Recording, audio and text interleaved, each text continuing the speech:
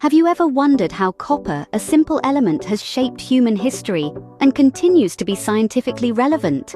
This elemental hero was discovered millennia ago and has been a cornerstone of progress ever since. From the Bronze Age to modern science, copper has truly been a game changer.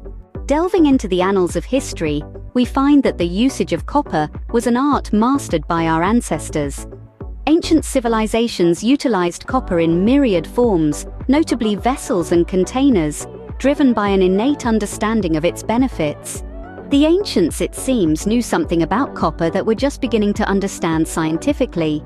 So what is it about copper that makes it so special, scientifically speaking? Copper has a unique power.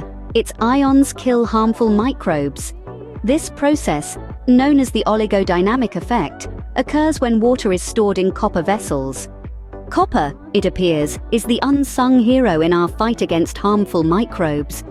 But what does all of this mean for us in the modern world? Today, copper vessels are not just relics of the past, but tools for health and wellness. Drinking copper-infused water brings numerous benefits, marrying age-old wisdom with scientific advancement. In a world where old meets new, the humble copper vessel is a testament to the timeless wisdom of our ancestors and the scientific progress of mankind.